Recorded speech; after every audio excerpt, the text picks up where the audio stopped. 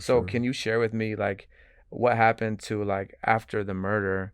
Like how were you arrested? Number one, like tell me like how did you feel afterwards? Like after committing this murder, like how did you feel personally inside? Like how were you arrested? And Yeah. kind of give me a brief look into like that time window of like after the murder, how you felt mentally, emotionally, and then how did you get arrested? And then like the beginning stage of your incarceration, because we know that weight all too well, weighing in on us right at Yeah. the beginning. Should you share that with us? No, for sure.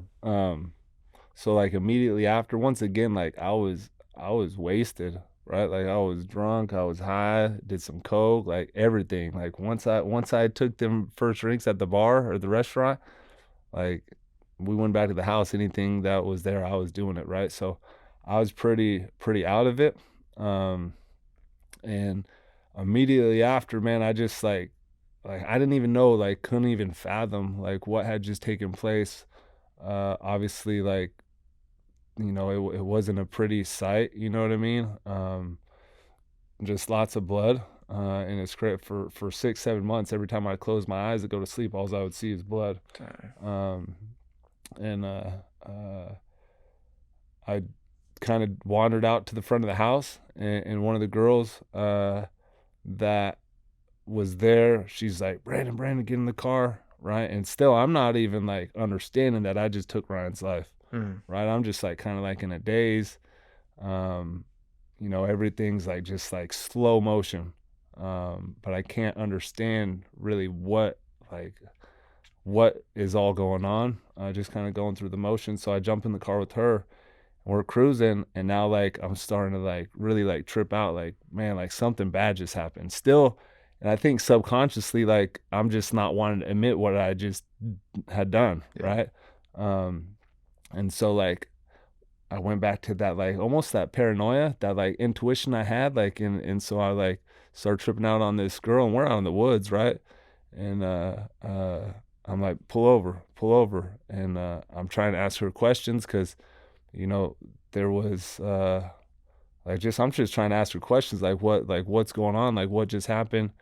And I told her, I made her get out of the car, and I jumped in the car and just took off. And I had been hit with a shovel during the whole like fight because there's a couple of his partners. And I was just covered in blood, and so I'm like, I don't know if I was hit. I don't know like what was really going on. All I want to do is get to my mom and give her a hug because Mm. like I'm thinking like I don't know if I'm gonna die. I don't How old know. were you right here?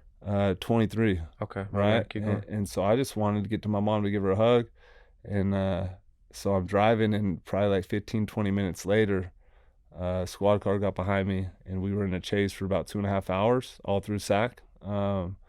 And then, car came to a stop. A couple German Shepherds, came after me, and it's crazy because I probably would have been one of them people you see shot by the cops, had it not been for me on the phone with my mom. I'm talking to my mom, trying to tell her, you know what I mean, like just So you're in a very high speed chase, calling your mom, explaining to her talk, everything that happened, and yeah, and just just like yeah, trying to like apologize for some of the things I've done in my life, like get right, because like I yeah. don't know if I'm going to prison or I don't know if I'm gonna die. This might be your last This might conversation be with your my last mom. conversation, right? And so I got my mom on the phone, and then she's like, "Oh my gosh!" So she tells my dad, like, get a hold of like dispatch, right? And so like they were able to like notify law enforcement that like they're chasing my son. And Dang. so she like was like, yeah, he don't have no gun on him, Mm. right? And so like I think like that pressure of them, and then she I don't know what else she did, but when I was pulled over, when the car finally like blew up because I went through a couple spike strips, and the car just didn't go no more. Mm. And I just remember opening the door, and a couple of dogs pulled me out of the car. And then like everything hit. Like, man, like This is it. this is it. Yeah. I'm probably never gonna see freedom again. Dang. So they arrest you, and what county jail do they take you to? And then, like, kind of walk us through briefly before we begin to lean into your incarceration. Yeah, Like, what county jail did they take you to? And, like, just give us an inside look of what you're thinking, how you're feeling those first couple of days, first week, or couple weeks in the county jail, like, and what's going on with the case, all of it. for sure. So, They take me back. They take me to the hospital, stitch me up from the dogs, do some DNA stuff, and take me back to Nevada County, which is Northern California. And the detectives, they put me in a room.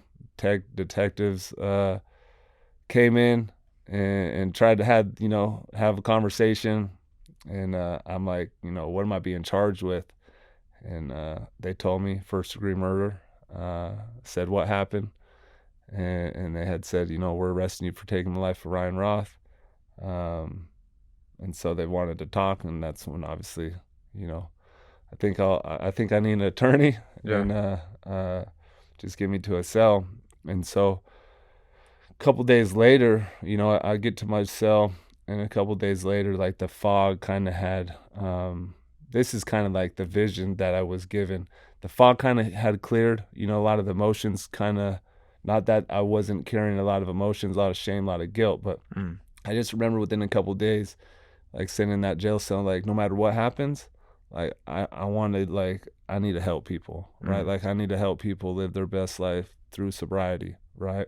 But I still had hella issues, Mm. right? I had like a lot of issues, a lot of defects of character, a lot of insecurities, criminal mindset. So I'm fighting first degree murder in this county jail, and it's small. It's like 250, 300 people, and then they don't really see homicide Cases that often. cases that Yeah. often. So they had me in this ad said supermax area, um, and uh, yeah, man, I still had that criminal belief system. So I'm trying to make myself as comfortable as possible, um, and whether it's getting buddied up with some of the correctional officers so I could get obviously there was the women side of it, but then Mm. there's the just the freebies, extra food, extra, what I mean, cell phone, whatever, you know how it is, Yeah. Yeah. right? And but I remember about 3-4 months into it, man, like I had just so much guilt, so much shame, and so like I was battling like to like mentally, emotionally, spiritually, like I was just defeated. And I remember thinking about like, man, like I don't want to do life in prison. So like might as well just get this done now, right? Take my life now. And I wasn't gonna just hang myself in a cell. So I'm thinking of ways to like, go out, quote unquote, back then, like as a savage and Mm. get on some of these cops and make them kill me. Obviously, like coward, I like to call myself a coward because you have these thoughts, and if we don't act on them, like obviously, like we could justify it as like consequences or just like too afraid, right? And Mm. so I was telling my mom, I was on the payphone talking to my mom, man, and I was telling her like, Mom, like I just don't know what to do. And that's when she had told me, you need to pick up a Bible. And so that's kind of when not immediately, but I grabbed a Bible off the book cart and went back to the cell. And later that evening, I picked it up and, felt a comfort, right? Immediately as soon as I opened up the Bible. And that's when I was like, okay, like I started holding on to this. Didn't immediately identify as a Christian or any of that, but that's kind of when my walk with Christ began. That's real, bro. So going into the county jail.